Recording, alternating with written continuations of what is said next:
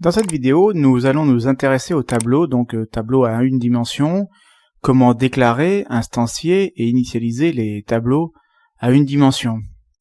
Les tableaux sont des conteneurs préhistoriques en Java, puisque évidemment il y a dans l'API Java des conteneurs beaucoup plus élaborés qui offriront beaucoup plus de services que les tableaux eux-mêmes. Nous allons donc décrire ce que sont les tableaux, puis nous parlerons des tableaux de primitives, puis des tableaux d'objets. Effectivement, en Java, tout n'est pas objet, et le comportement des tableaux de primitives est légèrement différent du comportement des tableaux dits d'objets, du point de vue de l'initialisation, du point de vue de l'utilisation aussi.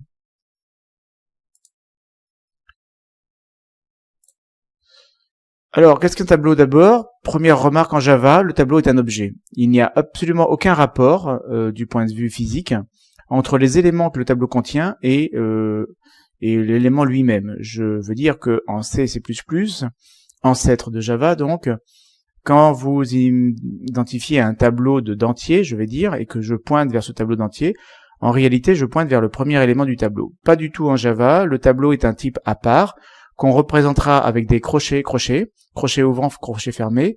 Donc T, crochet, en fait, c'est tout simplement un tableau de T. Int, crochet sera un tableau de int. String, crochet sera un tableau de string. On instancie le tableau lui-même avec un new, et si on oublie, comme pour tout objet, d'instancier le tableau, eh bien on n'a absolument rien, en fait, en termes de mémoire, et donc on n'a pas la disponibilité du tableau lui-même. Alors le tableau est un conteneur préhistorique dans le sens où il ne fournit lui-même aucune information. Il peut conserver effectivement sa capacité, c'est-à-dire le nombre de cases que vous allouez au moment de la construction du tableau, mais il n'a en réalité aucune intelligence, au sens où lorsqu'on aborde des classes de collection comme ArrayList, on se rend bien compte que ces objets ont beaucoup de méthodes à disposition permettant un certain nombre de manipulations. Ma foi, le tableau ne sait rien faire de particulier. C'est un objet dont le seul intérêt finalement est de n'avoir aucun overhead, c'est-à-dire aucun surcoût à l'usage, puisqu'en fait il ne fait que représenter une suite contiguë d'objets, d'éléments, de données. Le mot objet est un petit peu ambigu. Alors une suite contiguë d'éléments, et cette suite contiguë d'éléments, ma foi, effectivement, elle ne justifie pas des éléments, des attributs supplémentaires, contrairement à ce qu'on trouvera sur le release, qui coûte forcément un petit peu plus cher que ce qu'elle contient. Alors le tableau de primitive, c'est le tableau finalement très simple. Vous faites un tableau de int par exemple, et donc tout simplement votre tableau contient les valeurs entières. Des valeurs qui sont d'ailleurs mises à 0, alors en fonction des types bien sûr, car on sait que l'initialisation en Java dépend du type 0, 0.0, false, etc. Un seul new donc suffit à disposer des données. On va faire le new, on va indiquer la taille du tableau, au sens que on va allouer n cases. Ces n cases seront mises à 0, et voilà, on peut maintenant manipuler les données. Si je compare maintenant ce tableau de primitive au tableau d'objet, une première remarque s'impose, c'est que d'abord le tableau d'objet lui-même n'existe pas.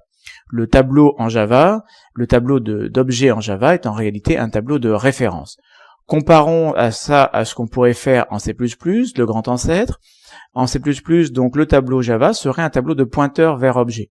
Tableau de pointeur vers objet, effectivement, beaucoup plus simple à manipuler, beaucoup moins coûteux à la construction et beaucoup plus souple à l'usage. Le tableau d'objet qui existe en C++ mais qui n'existe pas en Java, consistant à faire des objets contigus les uns aux autres et qui effectivement ne supportent pas des transformations du genre tout ce qui est polymorphisme ne fonctionnerait pas avec les tableaux d'objets. Donc le tableau en Java, le tableau d'objet en Java est un abus de langage, c'est un abus de langage, et le tableau est en fait un tableau de référence, et les références sont mises toutes à nul. Autrement dit, si vous voulez disposer de n objets dans un tableau, il faudra faire le new pour le tableau lui-même, puis pour chaque objet dont vous voulez disposer, il faudra faire effectivement un autre new.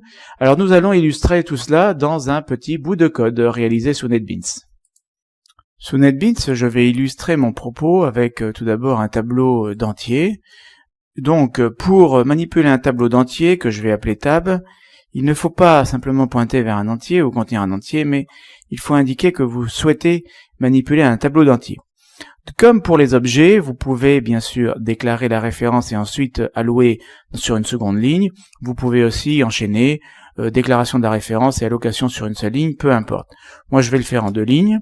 Donc, première ligne, vous avez déclaré la référence vers le tableau d'entier, in crochet-crochet. Deuxième ligne ici, j'alloue un tableau pour 5 entiers. J'alloue un tableau pour 5 entiers. Et donc, ce tableau-là est effectivement construit effectivement 5 entiers qui sont, ma foi, tout simplement mis à 0. Si maintenant vous comptez manipuler des valeurs entières qui sont différentes de 0 et que vous voulez initialiser le tableau, eh bien, il est possible d'utiliser length pour avoir une idée de la capacité du tableau. Length est un attribut en lecture seule, il est impossible de modifier length. Cette non-modification de cet attribut est à corréler avec le fait que les tableaux sont figés en taille. Ici, vous avez donné donc une capacité de 5, vous voulez 5 entiers, et vous aurez donc toujours 5 entiers. Il est impossible de tronquer ce tableau. Donc dans la boucle for ici, je peux vouloir donner des valeurs à table, qui seraient des valeurs de 0 à length-1, de 0 à 4 donc. Les tableaux en Java sont basés à 0. Alors je sais que cela déplaît à certains, parce qu'ils ont l'habitude de commencer à l'indice 1, mais en Java, malheureusement, vous devrez commencer à l'indice 0. Merci de ne pas essayer de ne pas utiliser cette case 0. C'est extrêmement désagréable de voir que l'on perd une case, sachant qu'évidemment le dernier indice possible dans le tableau, c'est, étant donné que le 5 ici, c'est le nombre de cases allouées, eh bien c'est length-1. Autrement dit, le dernier indice possible, c'est 4. Donc les indices vont de 0 à 4 ici. Il n'est pas possible en Java non plus d'avoir des tableaux avec des indices qui vont de façon arbitraire, par exemple de 40 à 50, chose qu'on trouve dans un langage comme Ada, par exemple. Mais en Java, vous ne pouvez pas le faire. Donc en Java, un tableau, c'est un objet, il faut le référencer, il faut l'allouer, et ensuite pour l'initialiser, vous avez cette option-là. J'aurais pu aussi initialiser mon tableau différemment, ça aurait été tout simplement de donner les valeurs, comme ça, directement en initialisation statique. Alors tab is already defined, bien sûr, il me faut écrire ça tab 2, voilà. Donc je donne des valeurs de 4 à 8 ici dans mon tab, et il me suffit de lister les valeurs entre des accolades. Je pourrais aussi, si je voulais être particulièrement verbeux, écrire ceci, mais évidemment ça ne m'apporte absolument rien. Donc habituellement quand vous donnez des valeurs de façon statique à un tableau, eh bien vous oubliez, vous omettez le new in crochet-crochet qui n'apporte strictement rien ici, et vous mettez simplement vos valeurs entre accolades. Donc c'est une sorte d'initialisation par agrégat de ce tableau, très pratique. Donc ça c'est le tableau d'entier. Vous remarquerez que j'ai directement utilisé donc les valeurs ici, les im valeurs. J'aurais très bien pu effectivement faire une lecture simplement au lieu de faire une affectation de mes n valeurs, de mes length valeurs. J'aurais eu 0 à chaque fois. Maintenant imaginons que je travaille sur une classe date ou une classe string. D'ailleurs on peut très bien travailler avec la classe string. Donc je vais utiliser créer maintenant un tableau de string.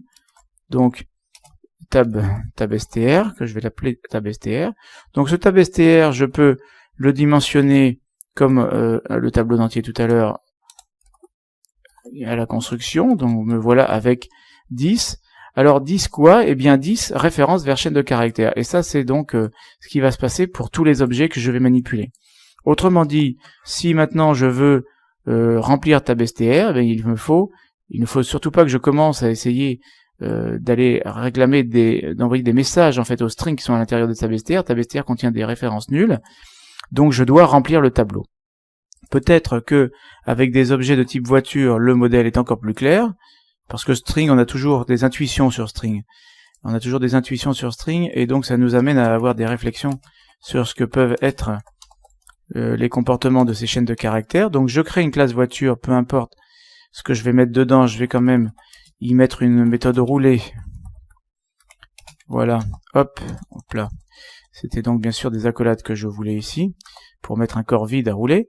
Et bien si maintenant je parcours mon tableau, je cherche à parcourir mon tableau de voiture, et que je fais quelque chose du genre i inférieur à tabstr.length, i++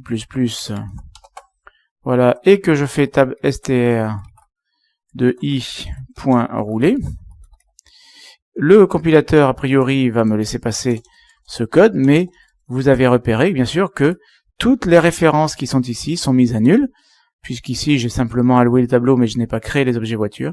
Et donc, en fait, je me retrouve à déclencher du rouler sur des pointeurs nuls.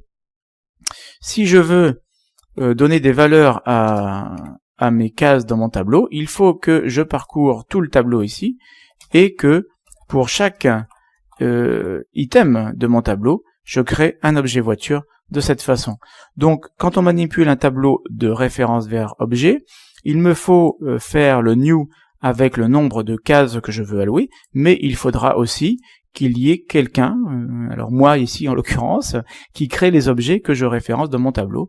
Et surtout ne pas commencer donc à utiliser le tableau d'objets directement comme ça, sans prendre garde à correctement initialiser les différentes cases.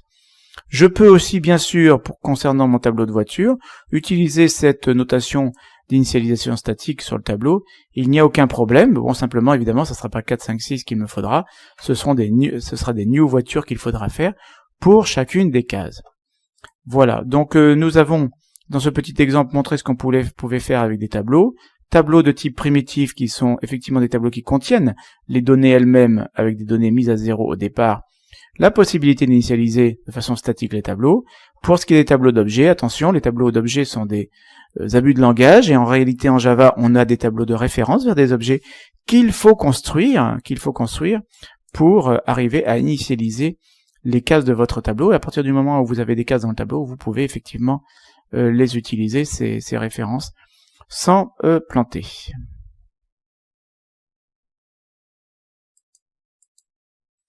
Voilà, donc ce que nous avons couvert dans cette petite vidéo, c'est la définition du tableau. D'abord, définition du tableau qui est donc un ensemble contigu de types qui sont tous les mêmes, et le tableau est typé.